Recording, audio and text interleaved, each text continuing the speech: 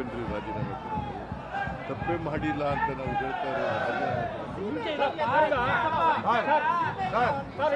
ಈಗ ತಾಳಿ ಕುಮಾರಸ್ವಾಮಿ ಯಾರ ಸರ್ಕಾರದಲ್ಲಿ ಇರೋದು?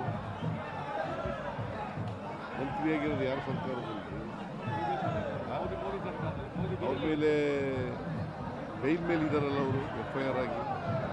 ಅವ್ರು ಯಾಕೆ ರಾಜೀನಾಮೆ ಕೊಟ್ಟಿಲ್ಲ? ನರೇಂದ್ರ ಮೋದಿ ಅವರು ಸರ್ಕಾರದಲ್ಲೇ ಮಂತ್ರಿಯಾಗಿದ್ದಾರೆ. ಅದು ರಾಜಕೀಯ. ನಮ್ಮ ಸರ್ಕಾರನ, ಕಾಂಗ್ರೆಸ್ ಸರ್ಕಾರನ ಅಸ್ಥಿರಗೊಳಿಸ್ಲಿಕ್ಕೋಸ್ಕರವಾಗಿ ಮಾಡ್ತಾ ಇದ್ದಾರೆ. ಪ್ರಧಾನಿಗಳು ಹರಿಯಾಣ ಭಾಷಣ ಮಾಡಬೇಕಾದ್ರೆ social welfare department funds misuse ಆಗಿದೆ, ಪ್ರತಿದಿನಾನು ಒಂದಲ್ಲ ಒಂದು ಚಾರ್ಜಸ್ಸು ನಿಮ್ಮ ಮತ್ತೆ ತೆಲಂಗಾಣ ಸರ್ಕಾರದಲ್ಲಿ ಮಾಡ್ತಾ ಇದ್ದಾರೆ. ಅಲ್ಲಿ ಹರಿಯಾಣ ಈಗ ಅವ್ರ ಪಕ್ಷದ ಸರ್ಕಾರದಲ್ಲಿರೋ ಕಡೆ ಅವ್ರು ಮುಖ್ಯಮಂತ್ರಿ ಆಗಿರೋ